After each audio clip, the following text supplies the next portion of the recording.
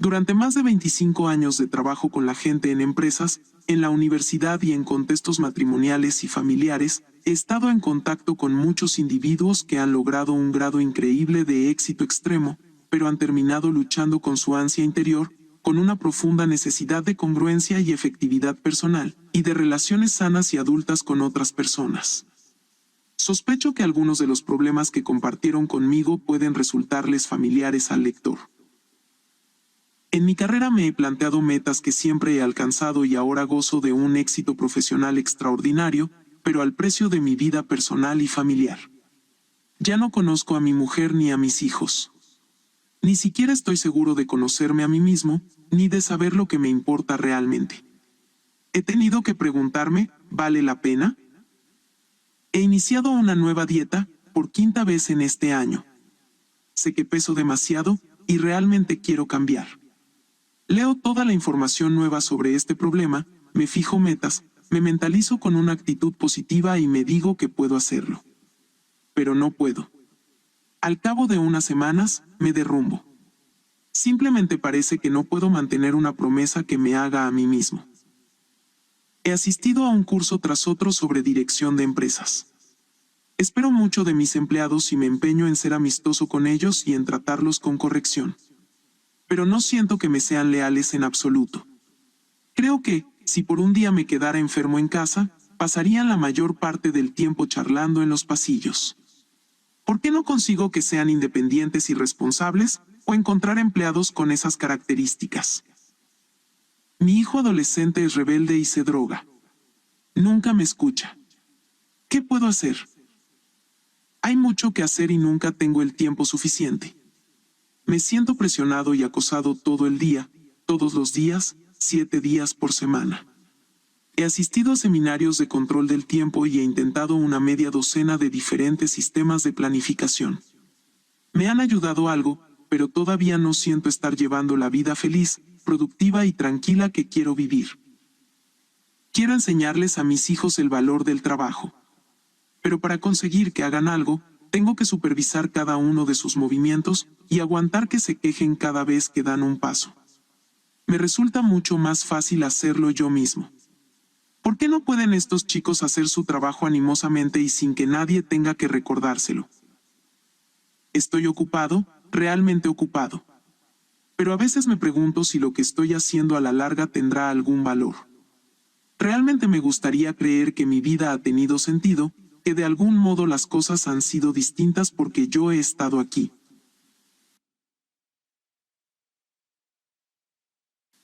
Veo a mis amigos o parientes lograr algún tipo de éxito o ser objeto de algún reconocimiento, y sonrío y los felicito con entusiasmo. Pero por dentro me carcome la envidia. ¿Por qué siento esto? Tengo una personalidad fuerte. Sé que en casi todos mis intercambios puedo controlar el resultado. Casi siempre incluso puedo hacerlo influyendo en los otros para que lleguen a la solución que yo quiero. Reflexiono en todas las situaciones y realmente siento que las ideas a las que llego son por lo general las mejores para todos. Pero me siento incómodo. Me pregunto siempre qué es lo que las otras personas piensan realmente de mí y mis ideas. Mi matrimonio se ha derrumbado. No nos peleamos ni nada por el estilo, simplemente ya no nos amamos. Hemos buscado asesoramiento psicológico, hemos intentado algunas cosas, pero no podemos volver a revivir nuestros antiguos sentimientos. Estos son problemas profundos y penosos, problemas que un enfoque de arreglos transitorios no puede resolver. Hace unos años, mi esposa Sandra y yo nos enfrentábamos con una preocupación de este tipo. Uno de nuestros hijos pasaba por un mal momento en la escuela. Le iba fatal con el aprendizaje, ni siquiera sabía seguir las instrucciones de los tests, por no hablar ya de obtener buenas puntuaciones. Era socialmente inmaduro, y solía avergonzarnos a quienes estábamos más cerca de él. Físicamente era pequeño, delgado, y carecía de coordinación. Por ejemplo, en el béisbol bateaba al aire, incluso antes de que le hubieran arrojado la pelota. Los otros, incluso sus hermanos, se reían de él. A Sandra y a mí nos obsesionaba el deseo de ayudarlo. Nos parecía que si el éxito era importante en algún sector de la vida, en nuestro papel como padres su importancia era suprema. De modo que vigilamos. cuidadosamente nuestras actitudes y conducta con respecto a él y tratamos de examinar las suyas propias. Procuramos mentalizarlo usando técnicas de actitud positiva. Vamos, hijo. Tú puedes hacerlo. Nosotros sabemos que puedes. Toma el bate un poco más arriba y mantén los ojos en la pelota. No batees hasta que estés cerca de ti. Y si se desenvolvía un poco mejor, no escatimábamos elogios para reforzar su autoestima. Así se hace, hijo, no te rindas. Cuando los otros se reían, nosotros nos enfrentábamos con ellos. Déjenlo en paz. Dejen de presionarlo. Está aprendiendo. Y nuestro hijo lloraba e insistía en que nunca sería nada bueno y en que de todos modos el béisbol no le gustaba. Nada de lo que hacíamos daba resultado, y estábamos realmente preocupados. Advertíamos los efectos que esto tenía en la autoestima del niño. Tratamos de animarlo, de ser útiles y positivos, pero después de repetidos fracasos finalmente hicimos un alto e intentamos contemplar la situación desde un nivel diferente. En ese momento de mi trabajo profesional yo estaba ocupado con un proyecto de desarrollo de liderazgo con diversos clientes de todo el país.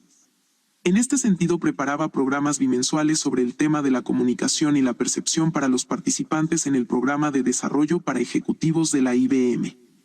Mientras investigaba y preparaba esas exposiciones, empezó a interesarme en particular el modo en que las percepciones se forman y gobiernan nuestra manera de ver las cosas y comportarnos. Esto me llevó a estudiar las expectativas y las profecías de autocumplimiento o efecto Pigmalión y a comprender lo profundamente enraizadas que están nuestras percepciones. Me enseñó que debemos examinar el cristal o la lente a través de los cuales vemos el mundo tanto como el mundo que vemos, y que ese cristal da forma a nuestra interpretación del mundo.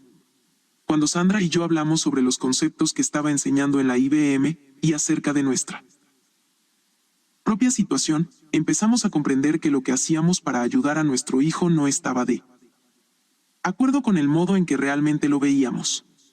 Al examinar con toda honestidad nuestros sentimientos más profundos, nos dimos cuenta de que nuestra percepción era que el chico padecía una inadecuación básica, de algún modo, un retraso. Por más que hubiéramos trabajado nuestra actitud y conducta, nuestros esfuerzos habrían sido ineficaces porque, a pesar de nuestras acciones y palabras, lo que en realidad le estábamos comunicando era, no eres capaz. Alguien tiene que protegerte. Empezamos a comprender que, si queríamos cambiar la situación, debíamos cambiar nosotros mismos. Y que para poder cambiar nosotros efectivamente, debíamos primero cambiar nuestras percepciones. La personalidad y la ética del carácter. Al mismo tiempo, además de mi investigación sobre la percepción, me encontraba profundamente inmerso en un estudio sobre los libros acerca del éxito publicados en los Estados Unidos desde 1776.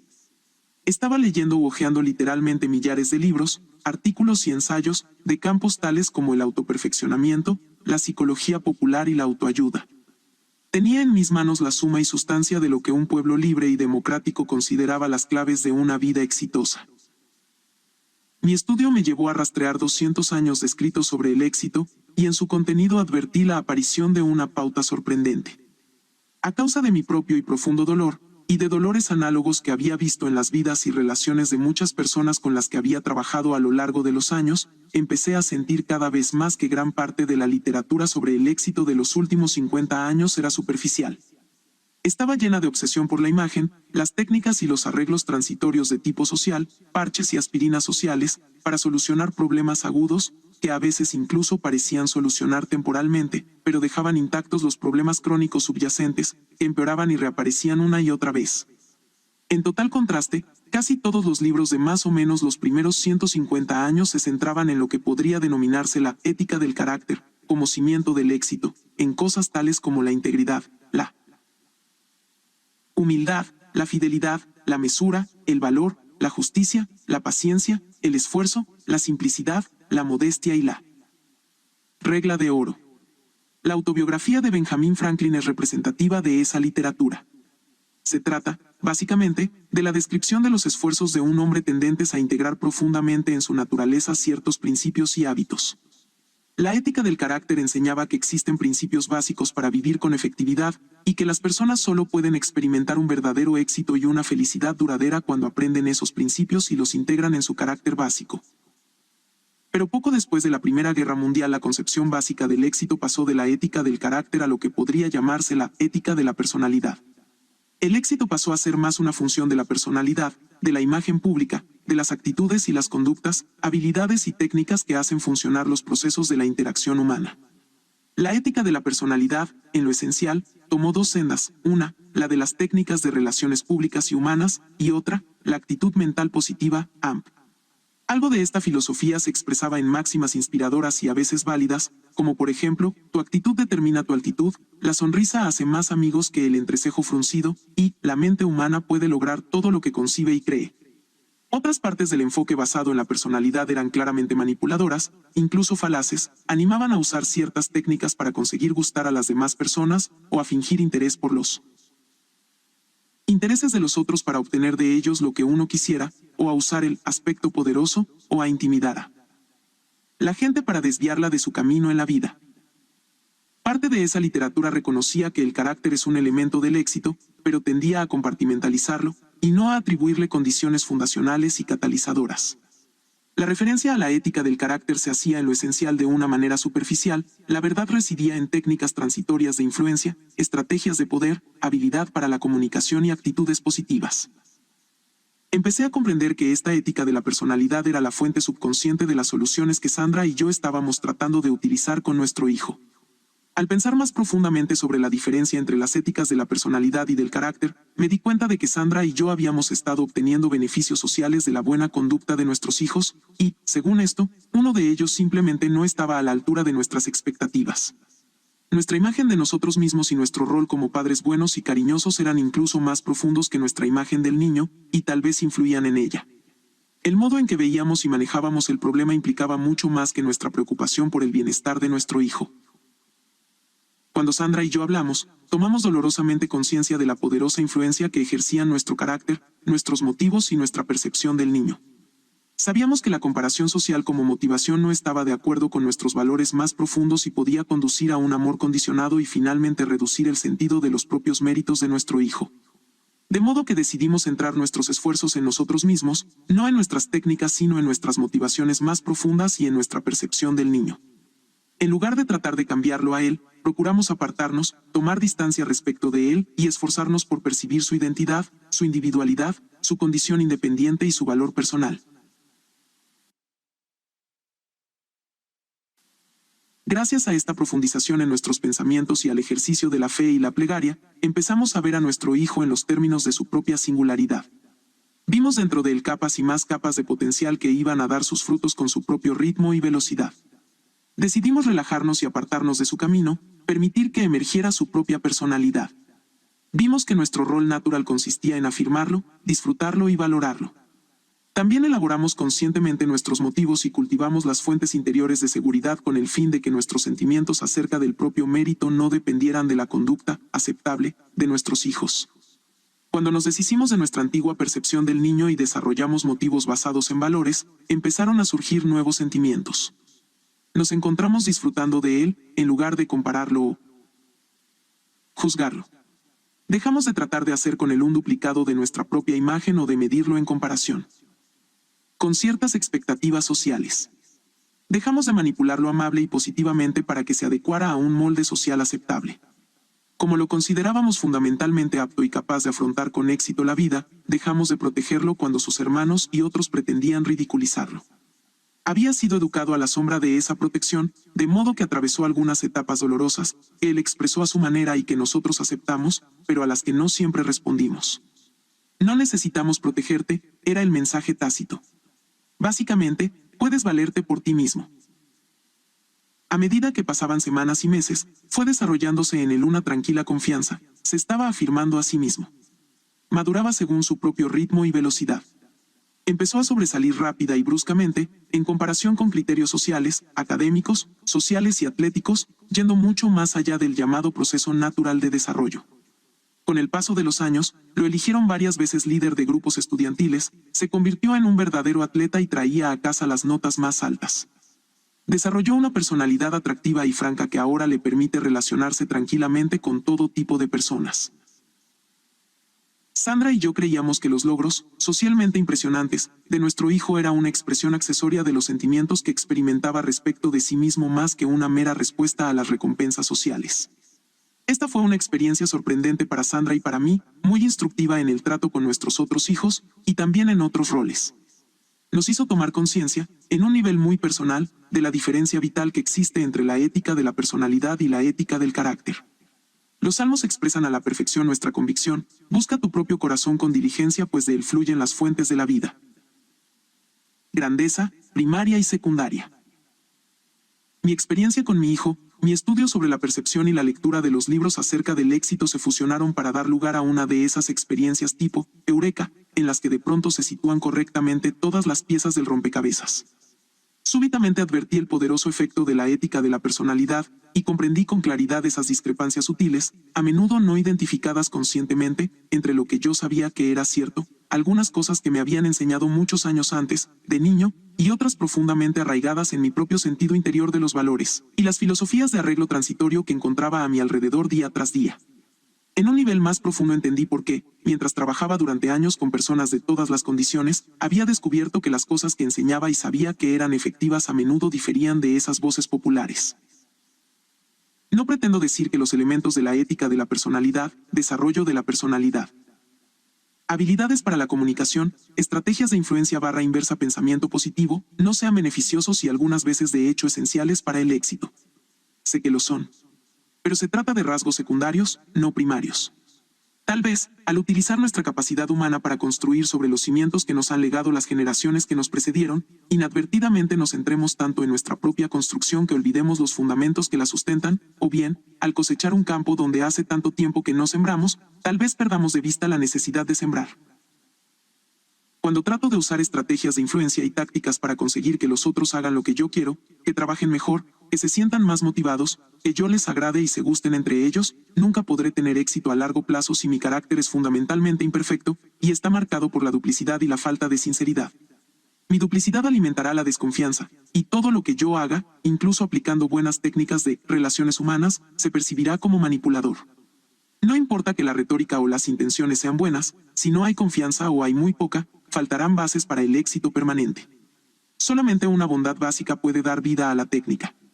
Centrar la atención en la técnica es como estudiar en el último momento, solo para el examen. Acaba arreglándoselas, o incluso puede obtener buenas notas, pero si queremos lograr realmente el dominio de las materias o desarrollar una mente culta, lo que hay que hacer es esforzarse honestamente día tras día. ¿Alguna vez ha considerado el lector lo ridículo que sería tratar de improvisar en una explotación agrícola? Por ejemplo, olvidarse de sembrar en primavera, haraganear todo el verano y darse prisa en otoño para recoger la cosecha. El campo es un sistema natural. Uno hace el esfuerzo y el proceso sigue. Siempre se cosecha lo que se siembra, no hay ningún atajo. En última instancia, el principio es igualmente válido para la conducta y las relaciones humanas. También se trata de sistemas naturales basados en la ley de la cosecha. A corto plazo, en un sistema social artificial como es la escuela, uno puede arreglárselas si aprende a manipular reglas creadas por el hombre, a jugar el juego. En la mayoría de las interacciones humanas breves, se puede utilizar la ética de la personalidad para salir del paso y producir impresiones favorables mediante el encanto y la habilidad, fingiendo interesarse en los hobbies de las otras personas. Hay técnicas rápidas y fáciles que pueden dar resultado en situaciones a corto plazo. Pero los rasgos secundarios en sí mismos no tienen ningún valor permanente en relaciones a largo plazo. Finalmente, si no hay una integridad profunda y una fuerza fundamental del carácter, los desafíos de la vida sacan a la superficie los verdaderos motivos, y el fracaso de las relaciones humanas reemplaza al éxito a corto plazo. Muchas personas con grandeza secundaria, es decir, con reconocimiento social de sus talentos, carecen de grandeza primaria o de bondad en su carácter. Un poco antes o un poco después, esto se advertirá en todas sus relaciones prolongadas, sea con un socio en los negocios, con el cónyuge, con un amigo o con un hijo adolescente que pasa por una crisis de identidad. Es el carácter lo que se comunica con la mayor elocuencia. Como dijo Emerson, me gritas tan fuerte en los oídos que no puedo oír lo que me dices. Desde luego, hay situaciones en las que las personas tienen fuerza de carácter pero les falta habilidad para la comunicación, y ello sin duda afecta también la calidad de las relaciones. Pero los efectos siguen siendo secundarios. En último término, lo que somos puede transmitirse con una elocuencia mucho mayor que cualquier cosa que digamos o hagamos. Todos lo sabemos. Hay personas en las que tenemos una confianza absoluta porque conocemos su carácter. Sean elocuentes o no, apliquen o no técnicas de relaciones humanas, confiamos en ellas y trabajamos productivamente con ellas. Según William George Jordan, en las manos de todo individuo está depositado un maravilloso poder para el bien o el mal, la silenciosa, inconsciente, invisible influencia de su vida. Esta es simplemente la emanación constante de lo que el hombre es en realidad, no de lo que finge ser. El poder de un paradigma. Los 7 hábitos de las personas altamente efectivas materializan muchos de los principios fundamentales de la efectividad humana. Esos hábitos son básicos y primarios. Representan la internalización de principios correctos que cimientan la felicidad y el éxito duraderos. Pero antes de que podamos comprenderlos realmente, tenemos que entender nuestros propios paradigmas y saber cómo realizar un cambio de paradigma. Tanto la ética del carácter como la ética de la personalidad son ejemplos de paradigmas sociales. La palabra paradigma proviene del griego. Fue originalmente un término científico y en la actualidad se emplea por lo general con el sentido de modelo, teoría, percepción, supuesto o marco de referencia. En el sentido más general, es el modo en que vemos el mundo, no en los términos de nuestro sentido de la vista, sino como percepción, comprensión, interpretación. Un modo simple de pensar los paradigmas, que se adecua a nuestros fines, consiste en considerar los mapas. Todos sabemos que el mapa no es el territorio. Un mapa es simplemente una explicación de ciertos aspectos de un territorio. Un paradigma es exactamente eso. Es una teoría, una explicación o un modelo de alguna otra cosa. Supongamos que uno quiere llegar a un lugar específico del centro de Chicago. Un plano de la ciudad puede ser de gran ayuda. Pero supongamos también que se nos ha entregado un mapa equivocado. En virtud de un error de imprenta, el plano que lleva la inscripción de Chicago es en realidad un plano de Detroit. ¿Puede imaginar el lector la frustración y la inefectividad con las que tropezará al tratar de llegar a su destino? Se puede entonces trabajar sobre la propia conducta, poner más empeño, ser más diligente, duplicar la velocidad. Pero nuestros esfuerzos solo lograrán conducirnos más rápido al lugar erróneo. Uno puede asimismo trabajar sobre su actitud, pensar más positivamente acerca de lo que intenta. De este modo tampoco se llegaría al lugar correcto, pero es posible que a uno no le importe. La actitud puede ser tan positiva que uno se sienta feliz en cualquier parte. Pero la cuestión es que nos hemos perdido. El problema fundamental no tiene nada que ver con la actitud o la conducta. Está totalmente relacionado con el hecho de que el nuestro es un plano equivocado.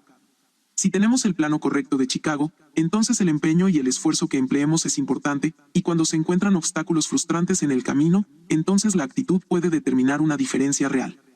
Pero el primero y más importante requerimiento es la precisión del plano.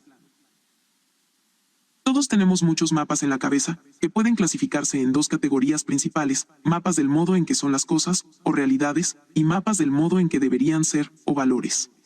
Con esos mapas mentales interpretamos todo lo que experimentamos. Pocas veces cuestionamos su exactitud, por lo general ni siquiera tenemos conciencia de que existen. Simplemente damos por sentado que el modo en que vemos las cosas corresponde a lo que realmente son o a lo que deberían ser. Estos supuestos dan origen a nuestras actitudes y a nuestra conducta. El modo en que vemos las cosas es la fuente del modo en que pensamos y del modo en que actuamos.